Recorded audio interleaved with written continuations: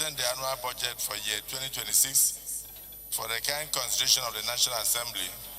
While I look forward to addressing the joint session, please accept, Right Honorable Speaker, the assurances of my highest regard. New budget process set to begin as National Assembly acknowledges receipt of President Tinubu's request for 2026 budget presentation this Friday.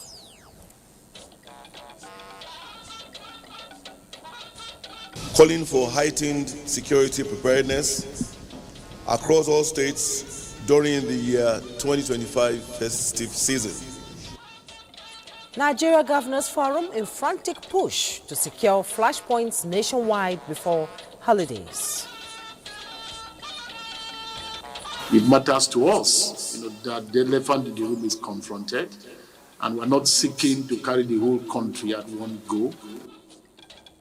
And federal government announces emergency initiative for industrial cluster infrastructure, sets 18-month deadline. Hello and a warm good evening to you, to the Network News. I am Juma Yusuf. Benny Adams is in our Abuja studio for the business news. Benny, the beer is beginning to wind out. How is business doing? Well, the capital market is improving. Investors are cashing out in millions, but cheering news for the Nigerian Promotion Commission talking about investment promotion. They are declaring $10 billion capital inflows. We'll give you details in the course of the bulletin. That's huge. Yeah, we'll wait for the details. And our own Francisca Bell is also on ground to bring us some of the latest news in the world of sport. Francisca, the AFCON will begin soon, and I hear that our players, the Super Eagles, do not have a break. They have a match on Sunday, I think. Of course, the Super Eagles of Nigeria have departed the country, and they are in Fes, Morocco, ahead of their clash against Tanzania on Tuesday. I wish them all the best. And remember, you can follow this live newscast on our channels on any of our social media handles displayed on the screen. Now, as of tonight, it is exactly 14 days to the new year, and there's a real sense of anticipation in the air.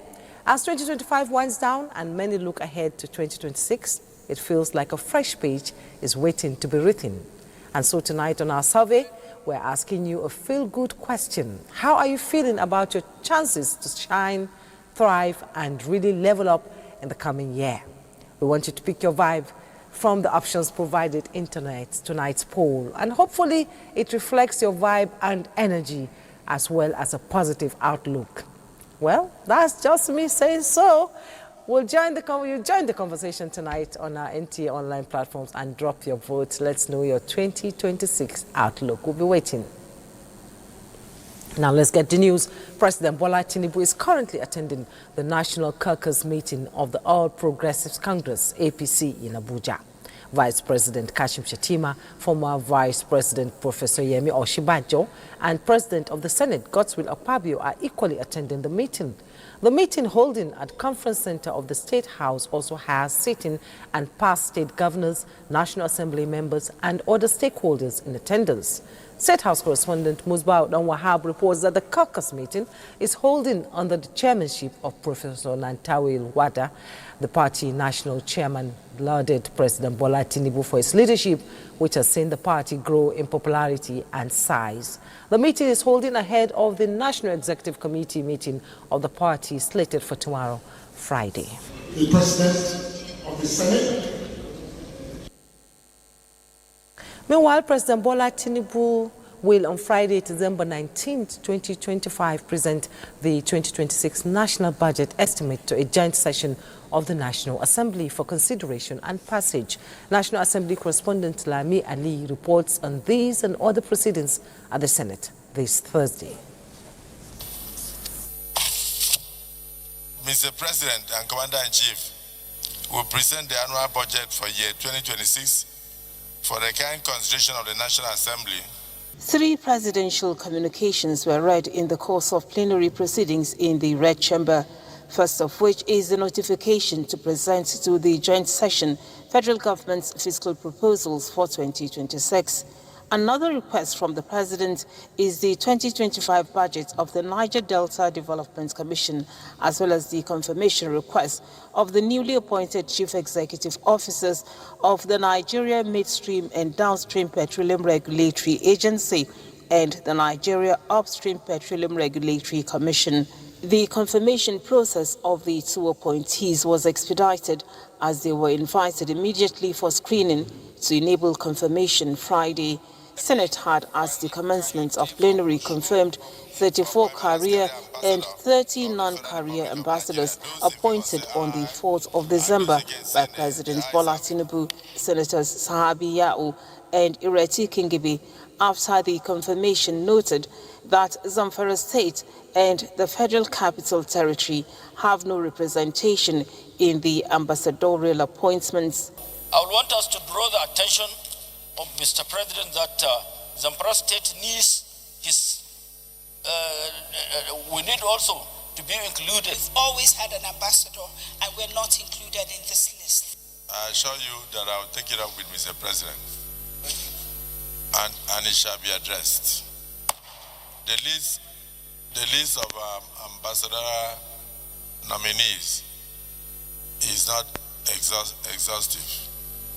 Plenary was adjourned to Friday as Nigeria's bicameral legislature is set to host President Bola Tinubu for the laying of the annual budget. From the National Assembly, Lami Ali, NTA. Meanwhile, the House of Representatives has passed a resolution to admit President Bola Tinubu into its hallowed chambers for presentation of the 2026 appropriation bill. National Assembly correspondent Mitere Ikpen reports that the House has also concluded consideration of amendments to the Electoral Act 2022 with resolutions on criminalizing overvoting. The Green Chamber, which traditionally plays host to joint sessions of the National Assembly, indicates readiness to roll out the red carpet for the 2026 budget presentation. I write to crave the kind indulgence of the House of Representatives to grant me the slot on Friday, 19 December 2025. I rise to move that this House do admit Mr. President, Commander-in-Chief of the Armed Forces of the Federal Republic of Nigeria, President Bola Ahmed Tinubu. The House then expeditiously passed the 2026 to 2028 medium-term expenditure framework and fiscal strategy paper, retaining projected crude oil benchmark of $64.84 and domestic oil production of 1.84 million barrels per day for the 2026 fiscal year. Another presidential communication seeking consideration and passage of the 2025 budget of the Niger Delta Development Commission was referred to the House Committee on NDDC. The NDDC is prioritizing improvement in youth empowerment, energy and power supply.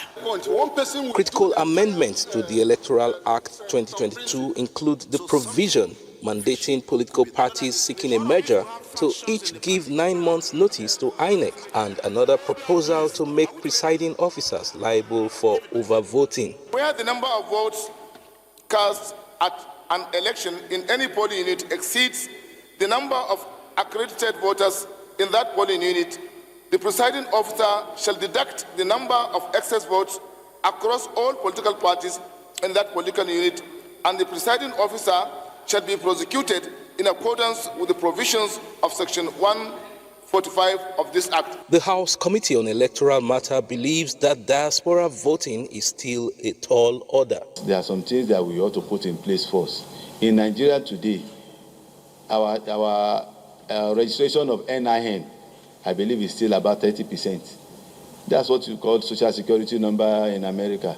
And anywhere you want to do diaspora voting, you must be able to know who are Nigerians first. A conference committee is expected to harmonize the resolutions of the Senate and House of Representatives on the Electoral Act Amendment Bill. From the National Assembly, Mitaire Ikben, NTA News. And talking education, the federal government has reopened the 47 Unity colleges closed earlier this month, reaffirming its commitment to student safety and education continuity. A statement signed by the Director of Press and Public Relations, Federal Ministry of Education, says security measures have been strengthened and academic activities are built to resume in all of the affected schools. It added that the students are back on campus, with many concluding the December programs and previously scheduled examinations. The ministry also assures parents and the public that student safety remains a top priority while government continues to work with security agencies to maintain stability and normalcy in schools across the country. Now, the federal government has announced a new approach to public communication, shifting from reliance on periodic press briefings to direct, structured engagement with service delivery ministries to ensure that Nigerians clearly understand the benefits of all of the government's ongoing reforms. The Minister of Information and National Orientation, Mohammed Idris, says the measure becomes inevitable in view of the steady progress of the renewed hope agenda across ministries, departments and agencies. He stated this during a strategic visit to the Federal Minister of Health and Social Welfare. Salu Abdullahi Gwanara reports. Effective communication of government activities enhances public trust.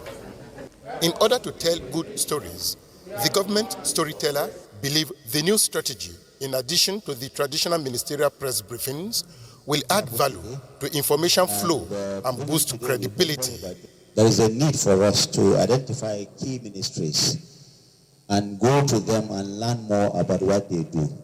It's not just to wait for them or invite them for the periodic ministerial press briefing that we hold at Radio House. There's a need for us to also reach out to them to understand what they do, for them to also understand us. And I said I was going to come with also some heads, critical heads of some of the agencies here that you need to reach Nigerians so that they can understand what you do.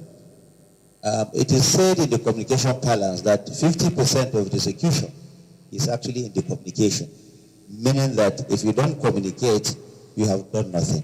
What is not known has never happened or has never taken place. And therefore, we feel we will kickstart these visits to key ministries. Health, they say, is not only wealth, but central to development. The Ministry of Health and Social Welfare was the first port of call where the government image promoter took his first dose of information directly from those driving the renewed hope reform policies in the health sector.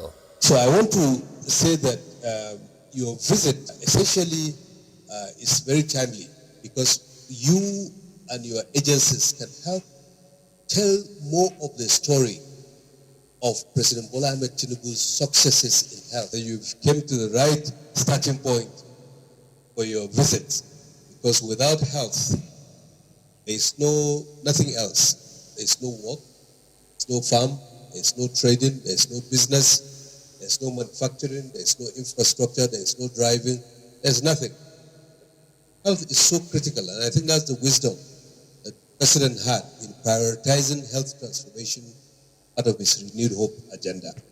This is very, very good initiative. I think that for us in the health sector, because most of the time what we do are not physical. When you give 14 million people immunization, it's not physically seen. And people may not appreciate it when compared to doing 20 kilometers of road. Or, so we deeply appreciate this visit, which helps us to push out these things that we're doing. And we want to say thank you, Honorable Minister, for coming. You have come to the right place. The coordinating minister and the Minister of State, alongside the top management, which includes all heads of agencies, have done quite a lot in the last 2 years under the renewed hope agenda of Mr. President. And I'm very sure that your visit here today, after you leave, sir, you would want to come back because there's so much to give you about the health sector.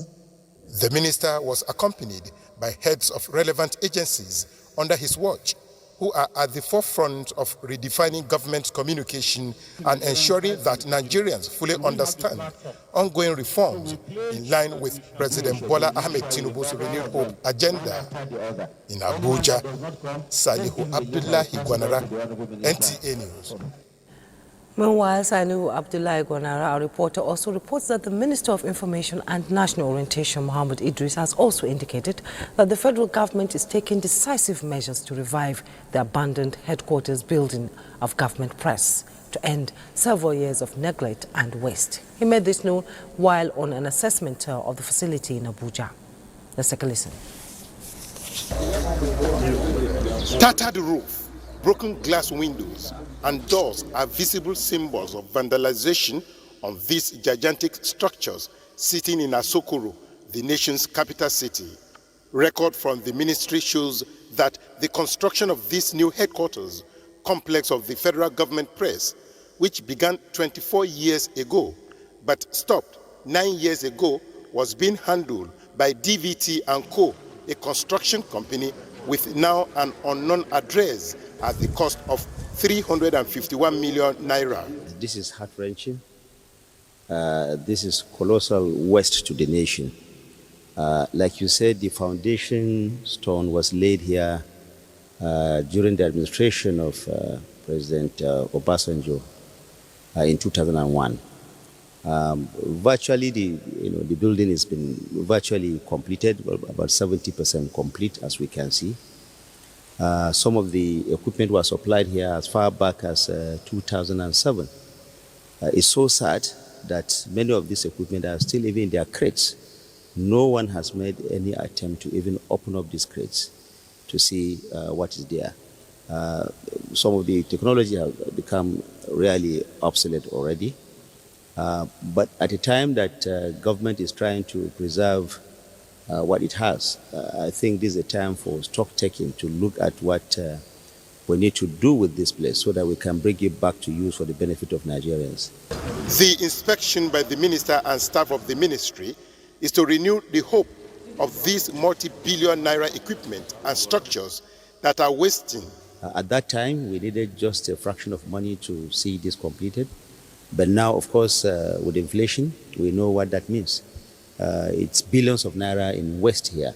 So we thought that we cannot continue to close our eyes to see this facility wasting further. Therefore, something has to be done. We will make a recommendation to Mr. President as to what, or to the Federal Executive Council, as to what we can do with this. The Federal Government Press is a department in the Ministry of Information and National Orientation responsible for the production of all printing and publishing requirements of the Federal Government of Nigeria and its ministries, departments, and agencies. In Abuja, Salihu Abdullahi Gwanara, NTA News. Thanks for joining us. Now, President Bola Tinubu has reconstituted the board of the Nigerian Electricity Regulatory Commission following the Senate's confirmation of its members on December 16. A statement issued by the Special Advisor to the President, Information and Strategy, Bayo Onanuga, confirms that the new board is led by Dr. Melisiu Olalekan Oseni as chairman, effective December 1, 2025. The new chairman will serve until completing his 10-year tenure per the Electricity Act 2023. The statement confirms Dr. Yusuf Ali as the vice chairman, while the commissioners include a mix of members serving second terms such as Nathan Rogers, Shati and Daffy Akpene. To judiciary matters now, as the High Court of the Federal Capital Territory in Gwarimpa, Abuja, has granted a bail application by the former Minister of Labour, Chris Ngige, in the alleged 2.2 billion naira fraud case brought against him by the Economic and Financial Crimes Commission, AFCC. Ruling on the application filed by the applicant's lawyer, Patrick Ikweto, presiding judge, Justice Mariam Aliu Hassan, admitted Ngige to the same administrative bail conditions on self-recognitions earlier granted to him by the EFCC. He is also to produce a director from the Federal Civil Service to stand as surety for him, and the surety must have a landed property in the FCT. Since he is still presumed innocent, Ngige is to remain in Kuje Correctional Custody until he meets the conditions attached to his bail.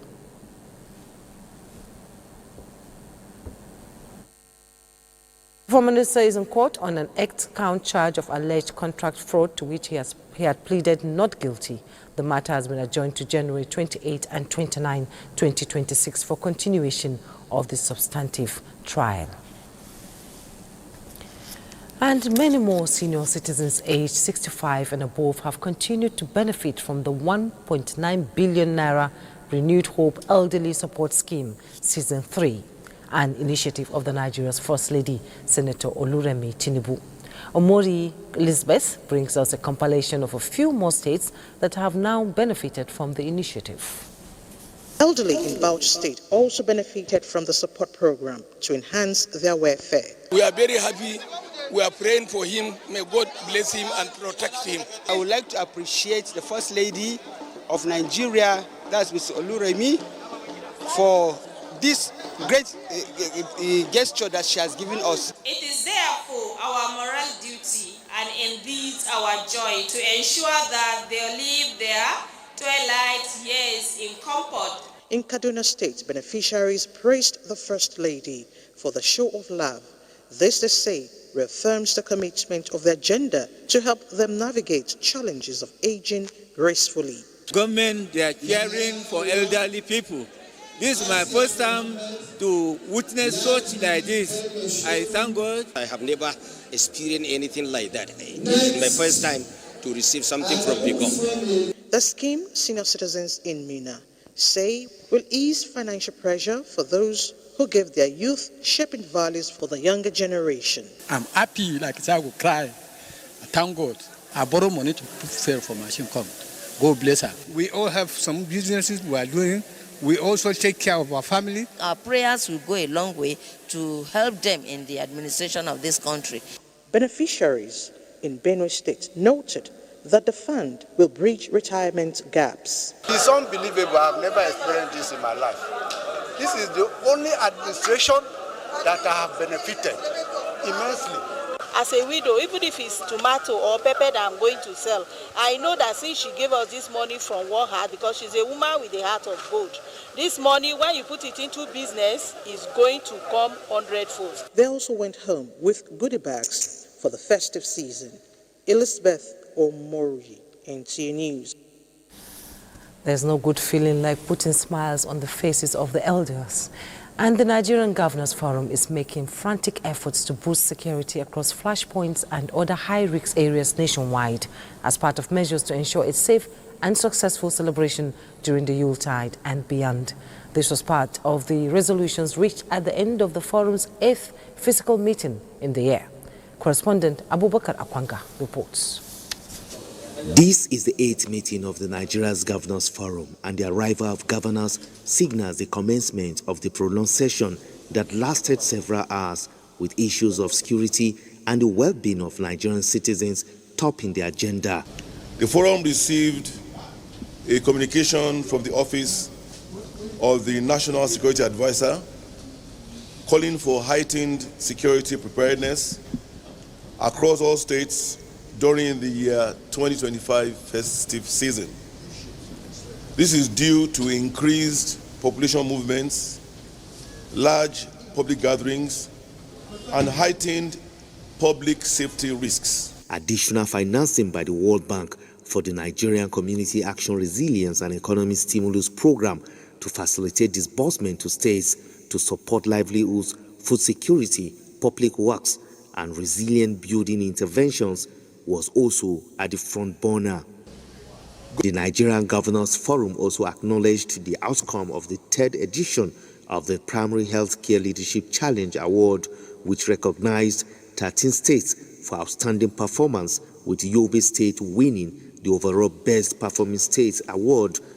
In Abuja, Abubakar Akwanga, NTA News. And talking health, the Coordinating Minister of Health and Social Welfare, Professor Muhammad Ali Pati, has emphasized the urgency for Nigeria to transition from fragmented to coordinated evidence-based nutrition actions to address widespread micronutrient deficiencies. Speaking at the 2025 National Micronutrient Conference in Abuja, the minister highlighted the impact of health on women, children, adolescents, and the elderly for productivity and national development. He also reiterated the importance of policy documents such as the multiple micronutrient supplementation roadmap and the nutrition emergency strategy. Ali Pati stressed the imperatives for sustained distribution of supplements, expanded nutrition services, amongst other food fortification initiatives. Which is the National Advisory Committee on Micronutrition Deficiency and Control, is going to be a multi-stakeholder body tasked with guiding the implementation, monitoring progress, and advising government on the priority actions are necessary to address micronutrient deficiency. The minister called for increased funding and collaboration to sustain progress, commending President Bola Ahmed Tinubu and development partners like UNICEF and the Gates Foundation for their support. The federal government has confirmed the release of Nigerian Air Force aircraft and 11 personnel who were detained in Burkina Faso following a precautionary landing. Nigeria's Minister of Foreign Affairs, Yusuf Tugar, confirmed the development after meeting with Burkina Faso's leader, Captain Ibrahim Traore, in Ouagadougou on Wednesday, paving the way for deeper cooperation. Garbanata Allah reports. President Traore welcomed the Nigerian delegation and conveyed his appreciation to President Bola Tinubu for his message of solidarity. The diplomatic breakthrough stems from an incident on December 8th when an Nigerian Air Force C-130 aircraft made a precautionary landing in Bobo Dioulasso, Burkina Faso, due to a reported technical issue. Burkinabe authorities subsequently detained the crew, citing an unauthorized violation of its airspace. The meeting between the Minister of Foreign Affairs and President of Burkina Faso, Captain Ibrahim Traore, confirmed in a statement from the minister's office, paved the way for the crew's release and advanced a new course for bilateral relations. Talks extended beyond the immediate issue. Both sides emphasized coordinated responses to the security challenges plaguing the Sahel through existing sub-regional frameworks, as well as enhancing broader economic cooperation. There's a lot that we have to share with each other. This outcome reinforces mutual confidence and highlights the effectiveness of dialogue in advancing sensitive matters. The delegation also met with the detained crew who were in high spirits. Following the talks, Nigeria reaffirmed its commitment to good neighborliness and regional stability. Both nations agreed to sustain regular consultations to promote peace, unity and integration in West Africa. Garba Muhammad Natala, NT News. We'll take another break. You're welcome back.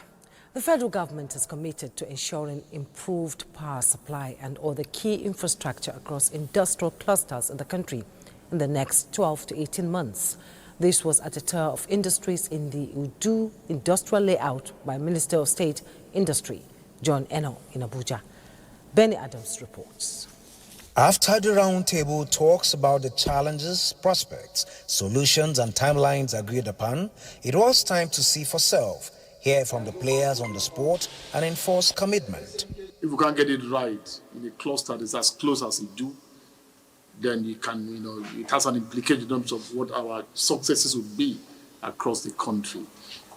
The leadership of the Idu Industrial Cluster say insufficient energy supply is their biggest problem, but are also faced with high cost of credit, counterfeiting, and absence of road and water infrastructure, among other challenges.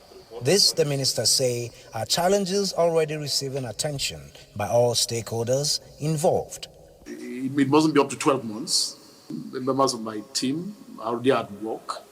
It's part of that work that has brought us here today. What I can assure is that we have commitments, we have timelines. Each of the schedules, has allotted timelines. 3 weeks, 1 month, and all of that. So all of this is in process. The Idu industrial area has 65 factories with 55 fully functional, and government says as attention comes to Idu, the other more than 70 across the country are next in line.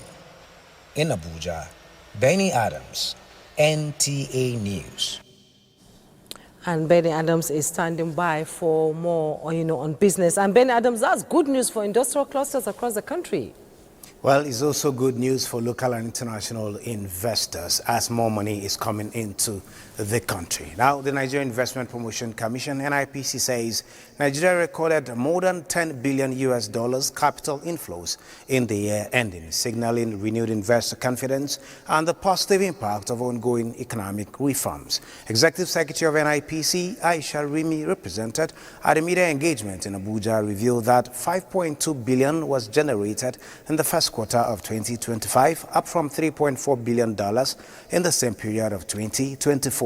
The NIPC reported that 100% of business registrations at the one-stop investment center were processed in record time of 48 hours, while more than 1,300 investor inquiries were handled and hundreds of expatriate quotas also approved. This is as the NIPC is poised to do more in the coming year.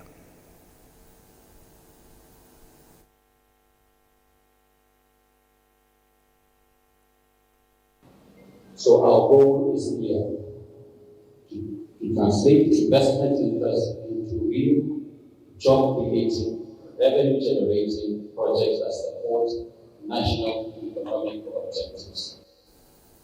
And still talking investments, Minister of Solid Minerals Development, Dele Alake, has described the Council of Mining Engineers and Geoscientists, COMEC, as key partners in enforcing standards, curbing illegal mining, and strengthening investor confidence. The minister, who was represented by the Permanent Secretary, Farouk Yusuf Yabo, said this at the induction of new members by COMEC in Abuja. The artisanal mining funds, which is going to be used to support the people that are being inducted today, so that they will be able to invest and become entrepreneurs. At the end of the day, the whole idea is how do we develop small-scale industries in the country? How can we be able to do mining activities in a standard way without necessarily impacting negatively on our environment? Government is making money available through the ministry, ASM. And the modus operandi is that you form cooperative. So when they leave this place now, and after tomorrow, when there will be hand-on training.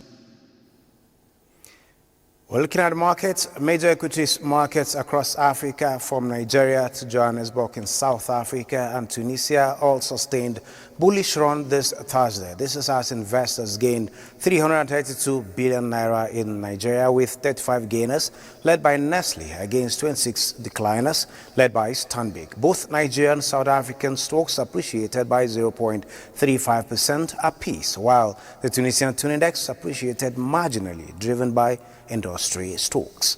That is it on business at this time. Jumai, take it from here. Thank you, Benny. Now, still talking security matters, the Nigeria Police Force National Cybercrime Center has arrested suspects involved in international phishing operations targeting Microsoft 365 users across multiple countries. Security correspondent Francis Form reports that the suspects were arrested in Lagos and Edo states. The operation followed intelligence from Microsoft in the United States transmitted through the FBI, which exposed Raccoon 0365, a sophisticated phishing toolkit designed to clone Microsoft login pages and steal sensitive credentials from corporate, financial, and educational institutions. Advanced digital forensics led to targeted operations in Lagos and Edo states. This resulted in the arrest of one suspect, identified as the mastermind behind the scheme, and the recovery of key digital exhibits. A prima facie case has been established against Okitibi Samuel for identity theft, unlawful access to computer systems, creation and distribution of malicious software, aiding and abetting fraud, and unauthorized interference with network data. If you're not expecting any... The Nigeria Police Force says the successful takedown reinforces Nigeria's growing reputation in global cyber policing and sent a strong warning that cyber criminals will be arrested and brought to justice. Francis Form, NTA News. As the Hamilton season and Yuletide set in, the Federal Fire Service is reviewing preparedness levels to prevent fire outbreaks and improve response. Victor Azu tells us more. The dry winds have set in just as festive activities increase. Both come with increased risk of fire outbreaks across the country.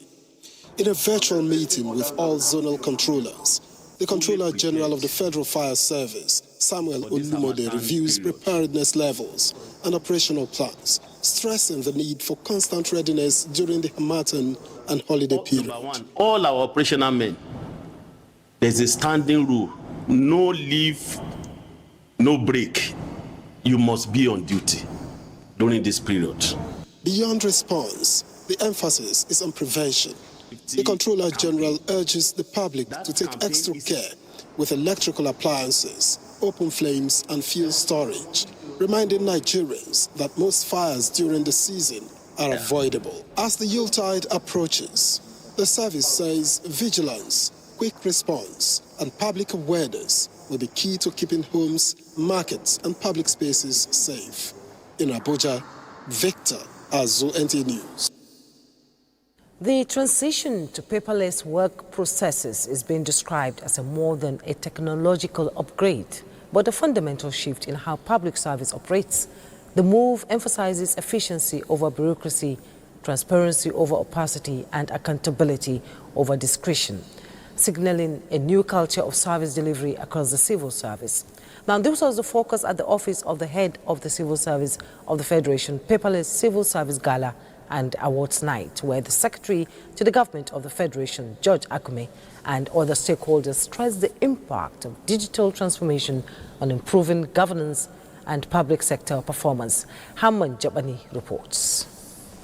Globally, public administrations are rapidly moving away from paper-based processes towards digital governance, driven by the need for speed, transparency, resilience, and citizen trust. In this light, the Nigerian government has stepped up its digitization drive, with ministries and extra-ministerial departments given 31st December 2025 as the deadline for consolidation. Digital governance is no longer optional. It is essential to effective coordination, fiscal discipline, and timely decision-making across government.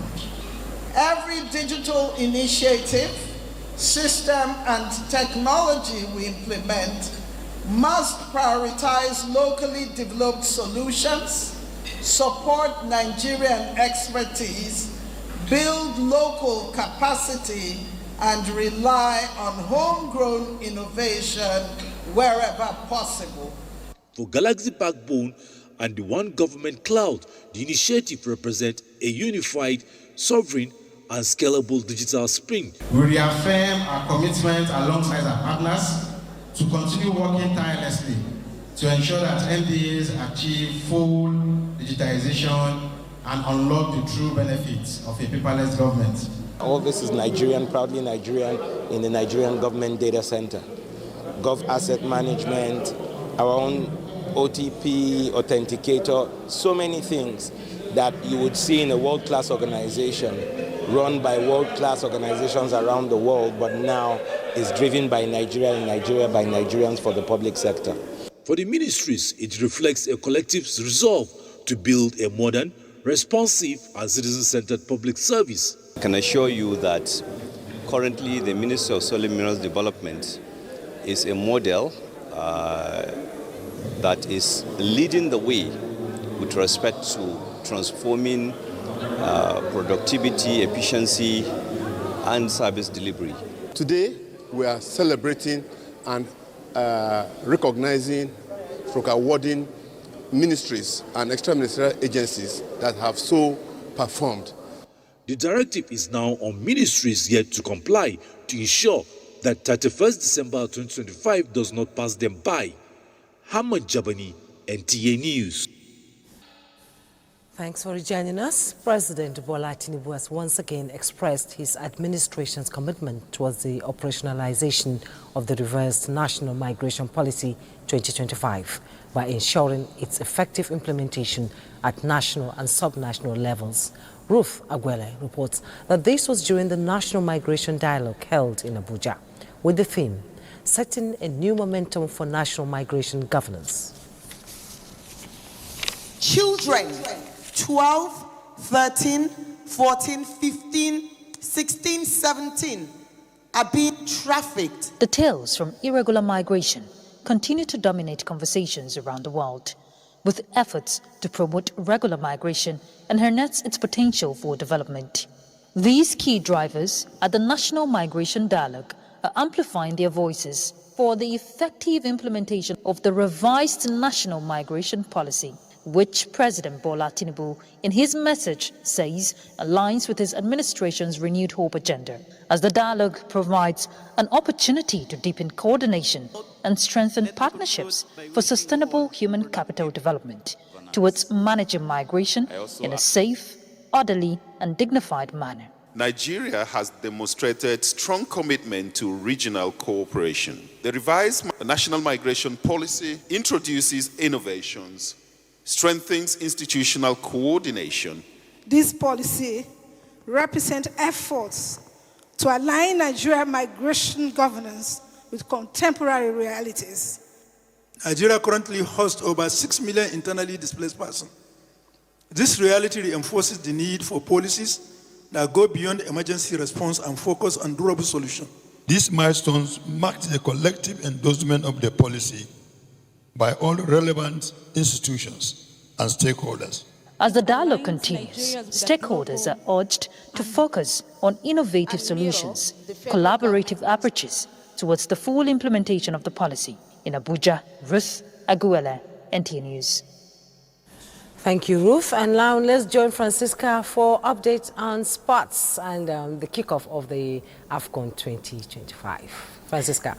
Hello, Jamai. Welcome to Sports Update. Now, Nigeria's Tigers have arrived first Morocco after leaving Cairo on Thursday morning as they ramp up preparations for the 2025 Africa Cup of Nations. The Eagles are arriving in Morocco with a full squad following the arrival of star striker Victor Osimhen, whose inclusion has lifted morale within the team. Team officials have expressed confidence in the team's readiness, confirming that all selected players are now available as Nigeria settles into its AFCON training base. Elsewhere, the Nigeria Institute for Sport achieved a historic milestone on Thursday as more than 500 students graduated from the institute after concluding professional coaching programs in sports management and sports psychology. The graduation ceremony took place at the institute's Abuja headquarters located at the Moshood Abiola National Stadium. I can develop a lot of youth, impart it into them, and so they can become professional players and they can become professional in any part of skill they have. Today, we are graduating them to go down to the grassroots, to go and teach basic skills for all sports. In another development, Nigeria achieved an impressive start in weightlifting at the ongoing 4th African Youth Games in Angola on Thursday, securing 8 gold medals and 1 silver on the opening day. Favor Cornelius led the way in the 44 kg category, claiming 3 gold medals. In the 48 kg class, Esther Chidalo Ezenwa also secured a triple gold haul for Nigeria, and Chinaza Cecilia Ezenwa sustained Nigeria's golden streak in the 53 kg category, winning 2 golds and 1 silver. That's it on sports. Is back to you, Jamai. Thank you, Francisca, and we wish the girls all the best. President Bola Tinubu has expressed sadness over the passing of Chief Michael Abiodun Ponle, a prominent businessman and industrialist, also a philanthropist. A renowned engineer, Chief Ponle died at the age of 86. He was the chairman of the popular Mycom Wares and Cable Company and proprietor of Mycom Golf and Resort in Ada, Osun State. President Tinubu describes the late Ponle as a visionary and an accomplished professional who made significant contributions to the engineering industry and Nigeria's economic development. The president notes that Chief Ponle distinguished himself through dedication, innovation, and integrity by building Mycom Engineering Nigeria Limited into a reputable indigenous and engineering firm.